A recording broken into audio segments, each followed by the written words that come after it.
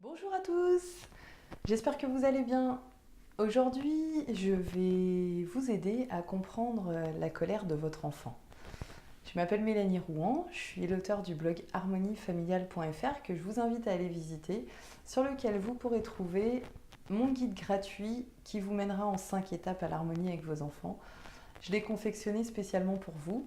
Il est téléchargeable donc gratuitement, alors je vous invite vraiment à aller visiter mon site. La colère chez l'enfant peut sembler similaire à celle de l'adulte, mais elle se manifeste un peu différemment. Donc l'enfant, quand il est en colère, ressent vraiment dans tout son corps la colère. Il bouge tout son corps, ses pieds, ses jambes, ses bras, ses mains, sa tête, il crie, il hurle, il pleure.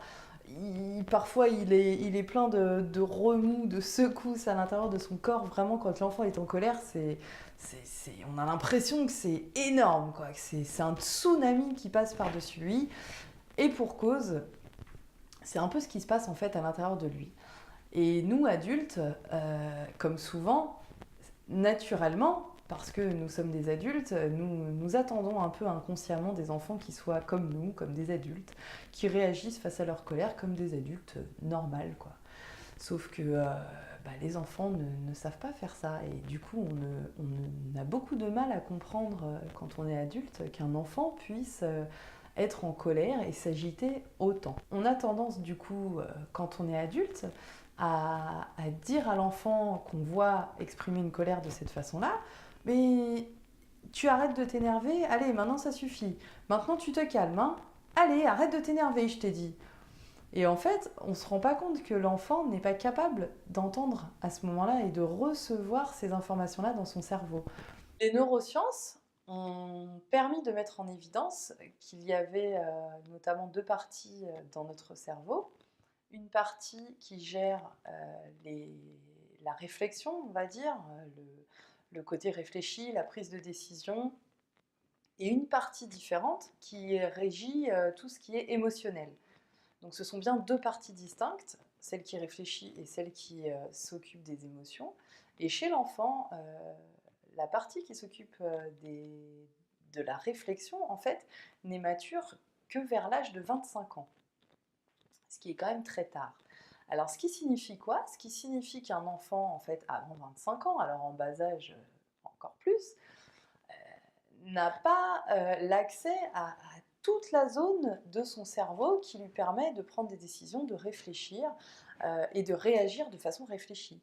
Donc en fait, c'est tout son cerveau émotionnel qui prend pratiquement toute la place. C'est pour ça que quand il est en colère, l'enfant, il s'exprime en bougeant énormément et en exprimant la colère à travers tout son corps. Parce qu'il n'y a que son cerveau émotionnel, 99% de son cerveau émotionnel fonctionne, tandis que son cerveau de réflexion fonctionne très peu à ce moment-là. Donc c'est très impressionnant pour nous adultes.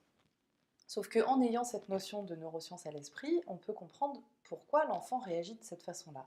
Alors maintenant qu'on comprend pourquoi l'enfant réagit autant, avec autant de virulence à une colère, on peut essayer d'aller plus loin en se demandant de quelle façon on peut l'aider à calmer cette colère, ou de quelle façon on peut la désamorcer. Alors, en réalité, la première chose à faire, c'est de combler évidemment le besoin de l'enfant à ce moment-là. Alors, quel est le besoin de l'enfant au moment où il se met en colère? L'enfant, en fait, au moment où il se met en colère, finalement, comme un adulte, il a besoin d'être entendu dans un premier temps. C'est-à-dire qu'il y a une situation qui se passe ou une parole qui se passe et il a besoin qu'on reconnaisse en fait sa colère, son mécontentement. Il n'est pas d'accord avec quelque chose et il l'exprime. Donc il a le droit de l'exprimer. Donc il voudrait qu'on l'entende. Donc la première chose à faire, c'est écouter l'enfant en fait et accueillir son émotion en lui disant voilà, d'accord, là je vois que tu es en colère, apparemment tu n'as pas l'air d'accord avec ce que je te propose, ou tu n'as pas l'air content avec d'après ce qui s'est passé, de ce qui vient de se passer, ou voilà, accueillir et reconnaître en fait simplement la colère de son enfant. Alors ça peut provoquer quelque chose de difficile en nous, parce qu'on n'a pas été habitué à ce genre de réaction, mais ça vaut vraiment le coup de faire l'expérience parce que la réponse de l'enfant est vraiment intéressante et le bouleversement le bouleversement qu'induit ce changement de réaction en fait dans la gestion de la colère de l'enfant est vraiment épatante. Donc faites l'expérience vraiment, même si c'est difficile, même si c'est pas naturel au début. Encore une fois, quand on met quelque chose de nouveau en place, c'est toujours un peu difficile au départ, mais ça vaut vraiment le coup de le faire. Donc voilà, écoutez la colère de l'enfant, reconnaissez la colère de votre enfant, et vous allez voir qu'en fait en vous, ça va s'apaiser aussi, et que la colère de l'enfant va s'apaiser aussi, parce qu'il se sentira entendu. Ok, là il dit, voilà, là je dis ma colère, maman ou papa m'entendent. Donc ok, c'est cool, j'ai plus besoin de crier, j'ai plus besoin de secouer dans tous les sens. Alors c'est pas instantané, hein, il faut parfois un petit peu de patience, et il faut parfois répéter la phrase pour bien faire entendre à l'enfant en fait qu'on comprend sa colère, parce que c'est vrai que lui, quand il est dans cette situation-là, il a du mal à entendre, parce que encore une fois, n'oubliez pas que son cerveau de réflexion est très peu actif, donc le temps que notre message parvienne en fait à son cerveau, ça prend un peu de temps. Donc laissez la colère s'exprimer, essayez dès que vous pouvez de glisser cette phrase de compréhension, oui, je comprends ta colère, je t'entends bien, et vous allez voir qu'il va s'apaiser.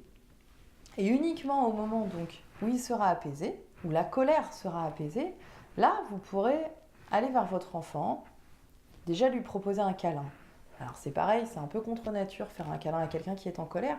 En même temps, essayez de vous mettre à sa place, comme souvent je vous propose, en vous mettant à la place de votre enfant. Imaginez-vous, vous, très en colère, dans une situation d'adulte avec d'autres adultes, vous êtes très en colère contre quelque chose. Quand vous rentrez chez vous, de quoi vous avez besoin? Je pense que retrouver votre conjoint, votre conjointe, une amie, un ami qui vous prennent dans les bras à ce moment-là, franchement, c'est ce dont vous avez besoin. Parce que tout votre corps a été chamboulé, parce que si vous étiez vraiment, vraiment en colère, voilà, vous avez besoin de... Ok, l'enfant, c'est pareil. Pour lui, c'est un truc énorme, donc il a vraiment besoin de vous, et il a besoin d'un câlin d'abord, pour s'apaiser encore plus, totalement, entièrement, et aussi pour vérifier que vous l'aimez quand même, parce que la plus grande peur de l'enfant, il ne faut pas l'oublier, c'est de perdre l'amour de ses parents. Et il a peur qu'en étant en colère, il perde votre amour.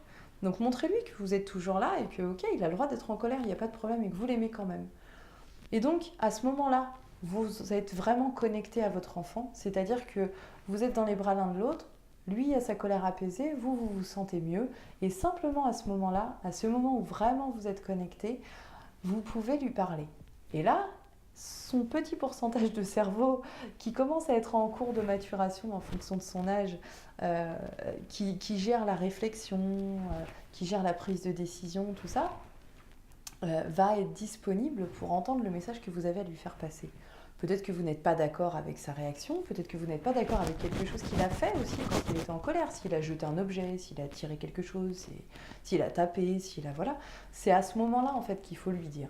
Voilà, moi je t'ai vu très en colère, j'ai compris ta colère, etc. On en a parlé. Maintenant, je ne suis pas d'accord, moi, pour que tu jettes quelque chose et pour que tu fasses mal pendant que tu es en colère. Est-ce que tu penses que tu pourrais faire autrement? De quelle façon tu pourrais faire la prochaine fois? Etc. etc. Et petit à petit, en expliquant à l'enfant, en étant connecté à lui, en lui expliquant d'autres manières de faire, petit à petit, quand les colères se reproduiront, déjà elles s'apaiseront beaucoup plus rapidement et ensuite il saura comment faire autrement que de jeter par exemple des objets, ce qui arrive fréquemment chez les enfants, ou de taper ou d'abîmer des choses. Voilà, donc je vous invite encore une fois à mettre en pratique dès la fin de cette vidéo, dès la prochaine colère de votre enfant, lancez-vous le défi, ne serait-ce que pour faire l'expérience de, voilà, je vais essayer de réagir différemment la prochaine fois que mon enfant se met en colère, pour vous-même, parce que simplement de ne pas vous mettre en colère toutes les 5 minutes ou dès qu'il y a quelque chose qui vous agace, ça fait aussi énormément de bien. Ça permet à votre corps de se détendre, ça permet d'éviter de faire monter votre tension artérielle toutes les 5 minutes. Ça fait un bien fou à votre organisme, alors ça prenez soin de vous aussi de cette façon-là, en essayant de gérer la colère de votre enfant vraiment autrement. Et vraiment, vous allez voir des réponses et des réactions très intéressantes. Pensez à les noter, ça peut aider des fois de relire et puis ça peut vous aider à avancer. Et n'oubliez pas que, bah voilà, en avançant un petit peu chaque jour, vous arriverez à faire des grandes choses avec votre enfant. Je vous souhaite une belle journée et je vous dis à bientôt. Ciao!